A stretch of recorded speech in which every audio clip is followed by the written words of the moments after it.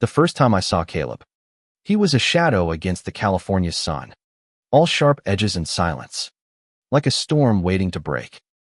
I was 16, and he was 19, the new stepbrother I never asked for, dropped into my life when Mom married his dad. By 18, I'd learned avoiding him was easier than facing the way my heart raced when he looked at me. I'm Elliot Harper, a freshman at UC San Diego, navigating lecture halls, late-night study sessions, and a life I'm still figuring out. San Diego is all palm trees and ocean breeze, but my world feels like it's teetering on the edge of something I can't name. Caleb's a senior, a computer science major with a reputation for being untouchable cold, brilliant, and always just out of reach. We live in the same house, a sprawling craftsman in La Jolla, but we might as well be strangers. He's mastered the art of pretending I don't exist, and I've tried to do the same. Tried, and failed. It's October, and the air smells like salt and freedom. I'm at a campus coffee shop, the kind with mismatched chairs and overpriced lattes, when I spot him across the room. Caleb's hunched over his laptop, earbuds in, his dark hair falling into his eyes. He doesn't see me, or maybe he chooses not to. My chest tightens, and I hate how I notice the way his fingers move over the keyboard, precise and deliberate, like he's solving a puzzle no one else can see. I turn to leave, but my best friend, Mia, grabs my arm. "Don't you dare bail," she whispers, her eyes glinting with mischief. "You've been dodging him for years. Maybe it's time to, talk. Talk." I scoff, keeping my voice low. He'd rather debug code than speak to me. Mia rolls her eyes. She's a psych major, always analyzing people, and she's been on my case about Caleb since she caught me staring at him during a family barbecue last summer. "Elliot, you're not fooling anyone. You've got it bad." I open my mouth to argue, but the words don't come. She's not wrong, and that's the problem. I've spent years convincing myself I don't care about Caleb's distance, his clipped responses, the way he leaves a room when I enter. But every time I see him, it's like a hook in my gut, pulling me towards something I'm terrified to name. I grab my coffee and head for the door, but fate or bad luck has other plans. A guy in a hurry bumps into me, and my latte spills, splashing across Caleb's table. He looks up, and for the first time in months, our eyes meet. His are hazel, flecked with gold, and they pin me in place. "Sorry," I mumble, grabbing napkins to clean the mess. My hands shake, and I curse under my breath. "It's fine," he says, his voice low and clipped, like he's already done with this conversation. But he doesn't look away, and for a moment, I think I see something flicker in his expression, something that isn't indifference. I wipe the table, avoiding his gaze, and mutter, "I'll get out of your way." "You always do," he says, so quietly I almost miss it. There's an edge to his words, sharp and heavy, like they mean more than they should. I freeze, my heart pounding, but before I can respond, he's back to his laptop, shutting me out again. That night, I lie awake in my room, the hum of the ocean outside my window doing nothing to calm me. Caleb's words replay in my head, "You always do." What did he mean? Was it a jab, or something else? I've spent so long avoiding him, building walls to keep him out, but now I'm wondering if I've misread everything. The next morning, I'm late for my intro to literature class, still distracted by Caleb's voice in my head. I slip into the lecture hall, hoping to go unnoticed, but Professor Nguyen calls me out. "Elliot, care to share your thoughts on The Great Gatsby? What drives Gatsby's obsession?" I fumble through an answer about love and unattainable dreams, but my mind's elsewhere. I'm thinking about Caleb, about the way he looked at me yesterday, about the distance between us that feels both deliberate and accidental. After class, I head to the library, hoping to lose myself in studying, but I find him there instead. He's in a corner, surrounded by books. His expression focused but tired. I should walk away. I don't. Hey, I say, my voice barely above a whisper. He looks up, surprised, and for a second, I think he might actually talk to me. But then his face hardens, and he says, "What do you want, Elliot?" The words sting, but I push through. I just thought we could talk. About yesterday. There's nothing to talk about, he says, closing his book with a snap. You made a mess. I cleaned it up. End of story. But it's not the end. Not for me. I walk away, my face burning, but something shifts inside me. I'm tired of running. Tired of pretending I don't feel what I feel. Caleb might be cold, but I'm starting to think there's more to him than he lets on. And I'm going to find out what it is, even if it breaks me. The rest of the week is a blur of classes, assignments, and avoiding Caleb at home. But no matter how hard I try, he's everywhere: in the kitchen making coffee, in the living room scrolling through his phone, in my thoughts when I'm trying to focus on anything else. It's infuriating, like he's a puzzle I can't solve. By Friday, I'm exhausted, and Mia drags me to a campus party to loosen up.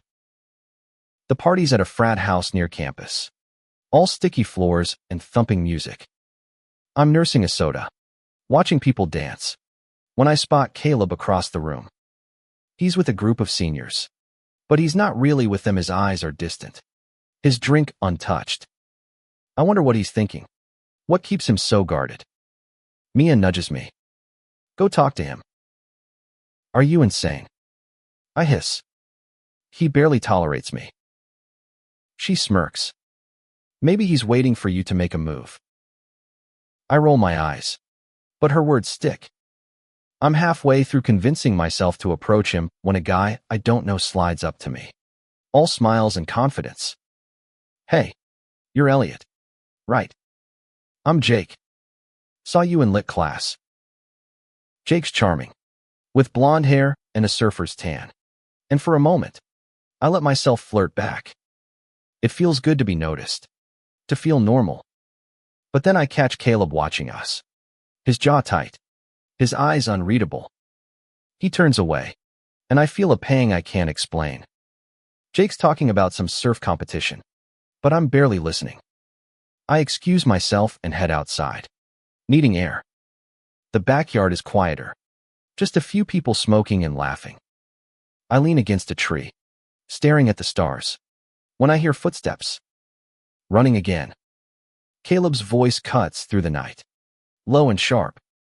I turn, startled. He's standing a few feet away, his hands in his pockets, his expression a mix of frustration and something softer. I'm not running, I say, defensive. I just needed a break. From what? That guy? His tone is accusing, but there's something else there: jealousy.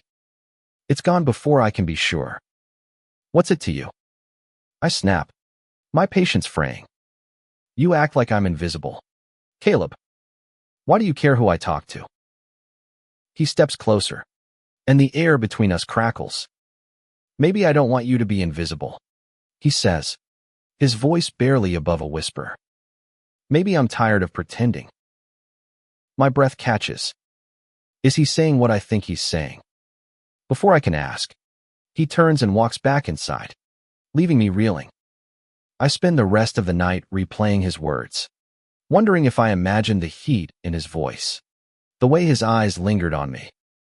The next day, I find a note slipped under my bedroom door. It's in Caleb's precise handwriting. Meet me at the pier tonight. 8 p.m. Don't be late. My heart races. Is this a truce? A confrontation?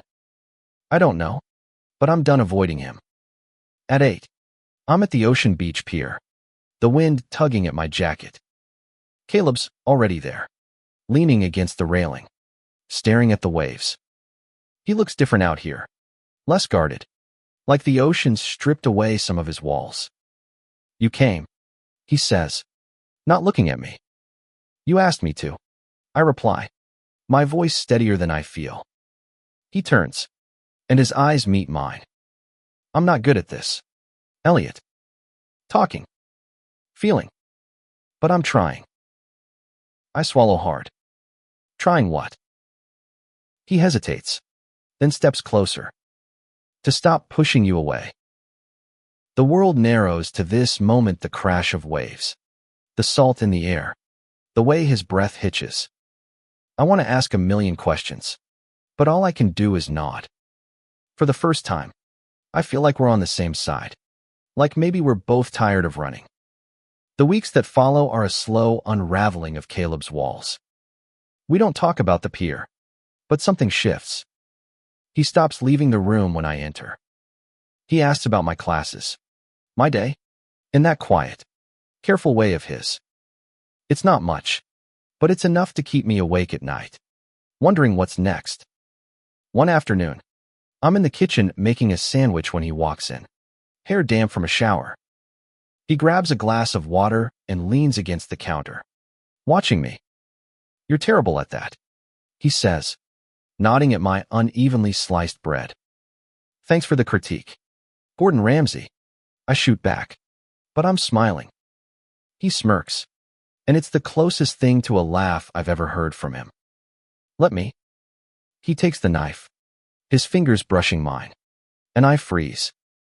It's a small touch, but it sends a jolt through me. He slices the bread with precision, like it's code he's debugging, and hands me a perfect piece.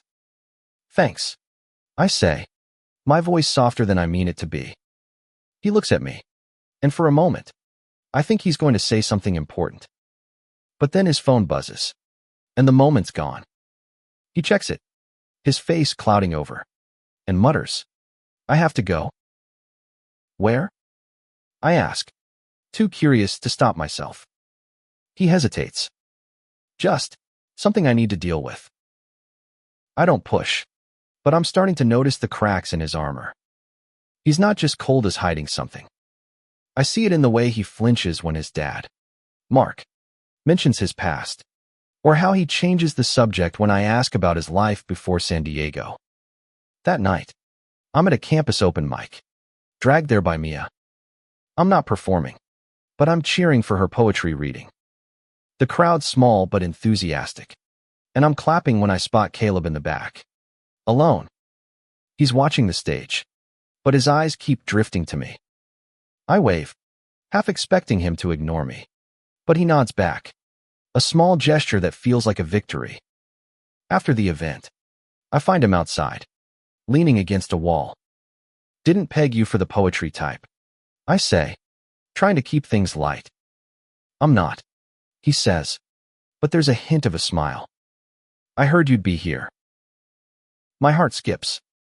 So you came to, what? Stalk me. He laughs. A real laugh this time. Short and rough, but genuine. Maybe I just wanted to see what you're like when you're not tripping over your own feet. I grin, emboldened. And what's the verdict? He looks at me, his eyes searching mine. You're unexpected. The word hangs between us, heavy with meaning. I want to ask what he means, but before I can, Mia calls me over, breaking the moment. Caleb slips away, and I'm left with a mix of hope and frustration. The next day, I overhear Mark talking to Mom about Caleb's issues back in Chicago, where he grew up. Words like trouble and therapy float through the conversation, and my stomach twists. What happened to him? Why does he keep everyone at arm's length? I want to ask, but I know he'd shut me out if I tried. Instead, I focus on school, on surviving midterms, on pretending I'm not falling harder for him every day. But it's no use. Every small moment is rare smiles. The way he lingers when we talk chips away at my resolve. I'm starting to realize that avoiding Caleb isn't just impossible. It's the last thing I want. Thanksgiving break is a minefield. Mom and Mark insist on a big family dinner, which means Caleb and I are stuck at the same table, pretending we're just stepbrothers. The tension is unbearable. Passes me the mashed potatoes. And our fingers brush again, sending my pulse into overdrive. I catch him watching me, his expression unreadable, and I wonder if he feels it too. After dinner, we're tasked with cleaning up. The kitchen's quiet, just the clink of dishes and the hum of the dishwasher. I'm scrubbing a pan when Caleb speaks. You're different. You know. I glance at him, surprised. Different how? He shrugs, drying a plate. Most people, they give up on me. You don't. I don't know what to say. Part of me wants to push, to ask why he thinks that, but I'm afraid of breaking whatever this is. Instead, I say, maybe I'm just stubborn. He smiles, small and fleeting, and it's enough to make my chest ache. We finish cleaning in silence, but it's a comfortable silence, like we're finally learning how to exist together. The next day, I'm at the beach with Mia, trying to clear my head. She's relentless, poking at my feelings for Caleb like it's a game. You're in love with him, aren't you? She says, tossing a pebble into the waves. I choke on my water. Love? Mia, come on. I barely know him. You know enough, she says, smirking. You light up when he's around. It's gross. I laugh, but her words hit hard. Am I in love? The thought terrifies me, but it also feels true, like a secret I've been keeping from myself. I've spent so long avoiding Caleb, but now all I want is to be near him, to understand him. That night, I find him in the garage, tinkering with an old computer. It's his safe space. I've learned where he goes when he needs to think. I hesitate, then sit on a stool nearby. What's this one do? I ask, nodding at the mess of wires. He glances up, surprised but not annoyed. It's a project. Trying to build a server from scratch. I nod, pretending I understand. Why do you like this stuff? Coding. Building things. He pauses, considering. It's control. The world's messy, but code makes sense. You write the rules, and it follows them. I think about that, about how much he must crave control in a life that seems to have thrown him curveballs. What about when the rules don't work? I ask quietly. He looks at me, his eyes intense. You rewrite them. The air feels heavy, like we're talking about more than code.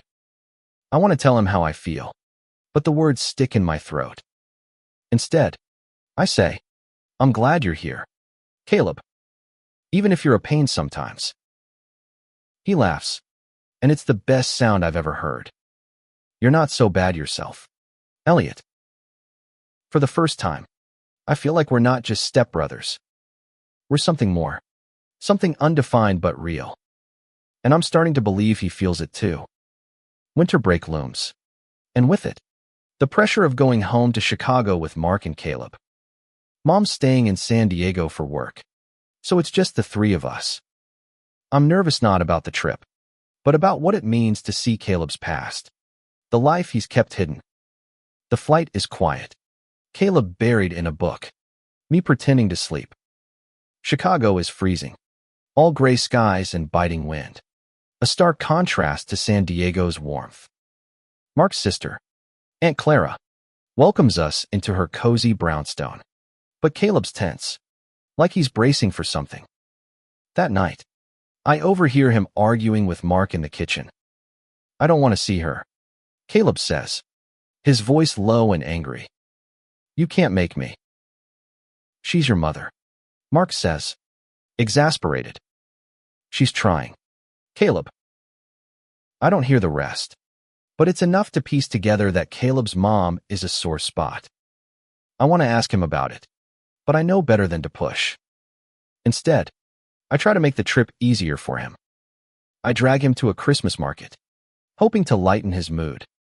We wander through stalls, sipping hot cocoa, and for a moment, he seems almost happy. You're not bad at this, he says, nodding at the scarf I picked out for Aunt Clara. High praise. I tease. But I'm glowing inside. Later, we're walking back through the snowy streets when he stops. His breath visible in the cold. Thanks, he says, his voice soft. For this.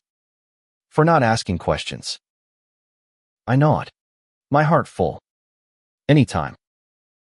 Back at the house, things take a turn. Caleb's mom shows up unannounced, and the air turns electric with tension. She's a tall woman with sharp features, like Caleb, but her eyes are tired, haunted. I just want to talk, she says, but Caleb's already shutting down, his face a mask. Elliot, let's go, he says, grabbing his coat. I follow him outside, into the snow. He's shaking, not from the cold, but from something deeper. You okay? I ask, knowing he's not.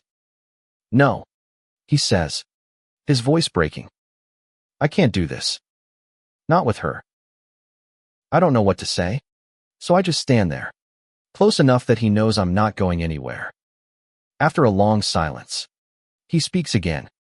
She left when I was 15. Said she couldn't handle me.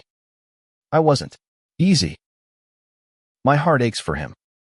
You didn't deserve that, I say quietly. He looks at me, his eyes raw. You don't know me, Elliot. Not really. Then let me, I say, stepping closer. I want to. For a moment, I think he might kiss me. His hand brushes mine, and the world stops. But then he pulls back, shaking his head. I can't, he whispers, and walks away.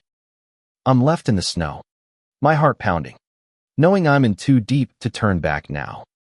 Back in San Diego, the new semester starts, but nothing feels the same.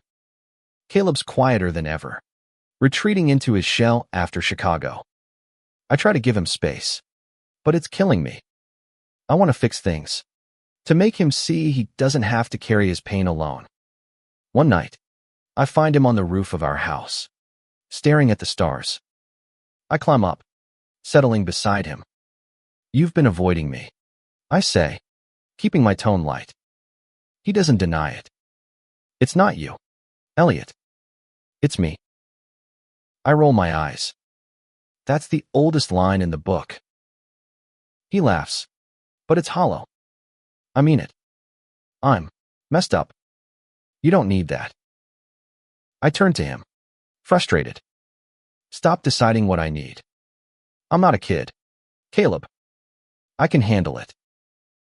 He looks at me, his eyes searching. Why do you care so much?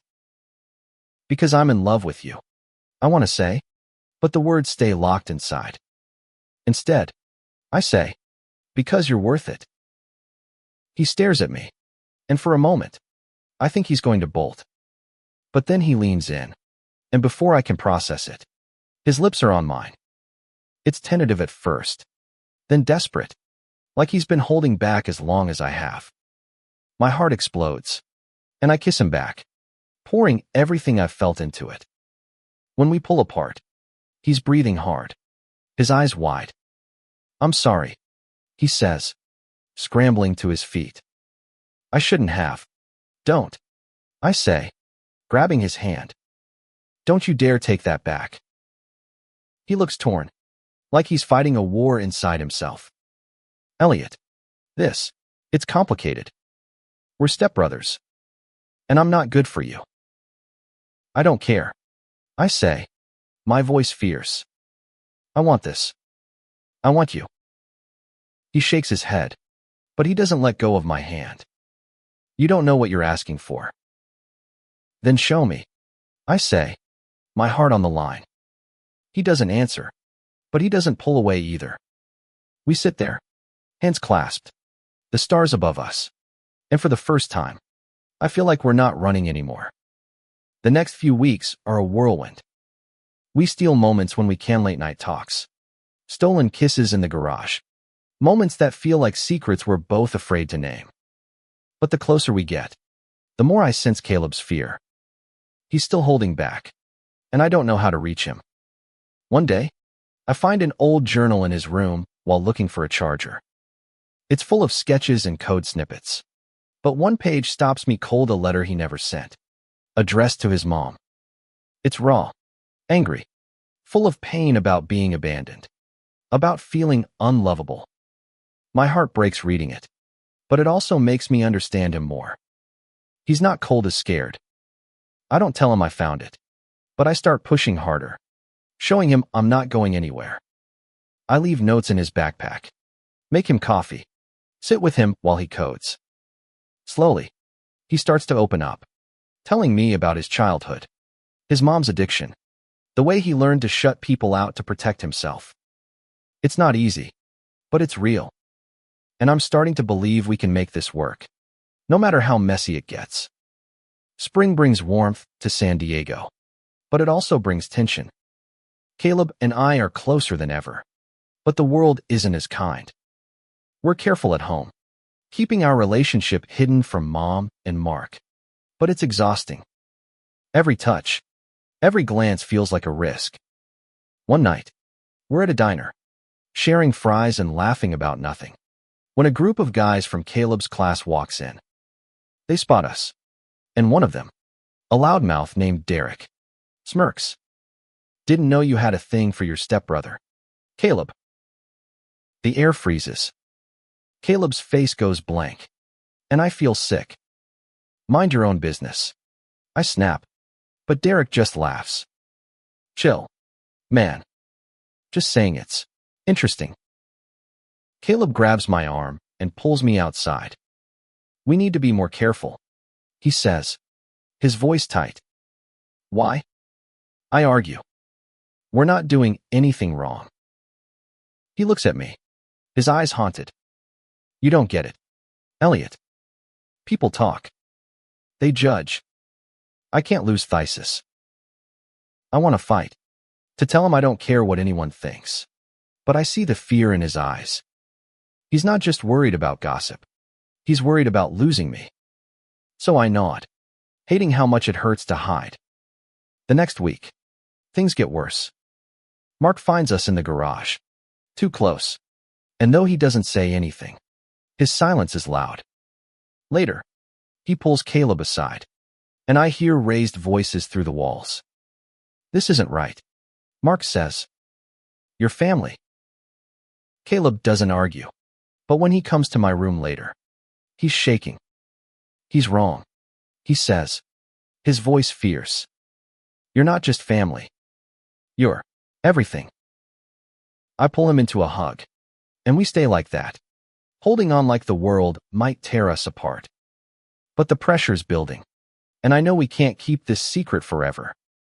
Mia's the only one who knows, and she's our biggest cheerleader. You guys are like a rom-com, she says one day, sprawled on my bed, but with better drama. I laugh, but it's strained. What if it doesn't end like a rom-com? She sits up, serious. Then you fight for it. Love's worth it, Elliot. Her words stick with me, especially when Caleb starts pulling back again. He's stressed about graduation, about a job offer in Seattle, about what our future looks like. I want to tell him we'll figure it out, but I'm scared too. What if he leaves? What if this is all we get? One night, I find him on the beach, the same one from our first real talk. He's sitting in the sand, staring at the waves. I sit beside him, our shoulders touching. You're thinking about Seattle, I say, not a question. He nods. It's a good opportunity. But I don't know if I can leave you. My heart leaps, but I keep my voice steady. Then don't. We can make it work. He looks at me, his eyes soft but scared. What if we can't? I take his hand, squeezing it. We will. I'm not giving up on us. He kisses me then, slow and deep, and for the first time, I feel like we're fighting for the same thing. Graduation is a week away, and the house is a pressure cooker. Mark's disapproval hangs over us, and Mom's starting to notice the tension. Caleb's job offer looms, and I'm terrified he'll choose it over us. But I'm done hiding. One morning, I find him in his room, packing for a campus job fair. We need to talk, I say, closing the door. He looks at me, wary. About what? Us. This. I gesture between us. I'm tired of sneaking around. Caleb, I love you, and I don't care who knows. His eyes widen, and for a moment, he's speechless. Then he steps closer, cupping my face. I love you too, he says, his voice breaking. But I'm scared. I've lost people before. I can't lose you. You won't, I say, fierce. We'll figure it out. Together. He kisses me, and it's a promise, a vow to fight for this. But the real test comes at dinner that night. Mark's talking about Caleb's future, about Seattle, and I can't take it anymore. He's not going, I say, my voice cutting through the conversation. Everyone freezes. Mom looks confused. Mark angry. Elliot, stay out of this, Mark says. No, I say, standing. I love him. And he loves me. We're not just stepbrothers. And I'm done pretending. The silence is deafening. Caleb's staring at me, his eyes wide with fear and something else bright. Maybe. Mark's face is red. But Mom speaks first. Elliot. Caleb, is this true? Caleb takes my hand under the table, his grip tight. It's true, he says, his voice steady. I love him. And I'm staying. Mark storms out, but Mom stays, her eyes soft. I just want you both to be happy, she says quietly. It's not perfect, but it's a start. Over the next few weeks, we navigate the fallout. Mark comes around, slowly, after long talks and tears. Caleb turns down the Seattle job, choosing a local startup instead. We move out, finding a small apartment near campus, our own space to build a life. One evening, we're back at the pier, the same place where everything changed. The sun's setting, painting the sky in pinks and oranges. Caleb pulls me close, his arms warm around me. I was so afraid of this, he says, his voice soft. Of loving you. And now? I ask, my heart full.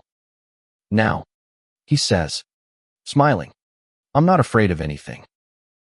We stand there, watching the waves, knowing we've fought for this, our love, our future. It's messy and complicated, but it's ours. And that's enough.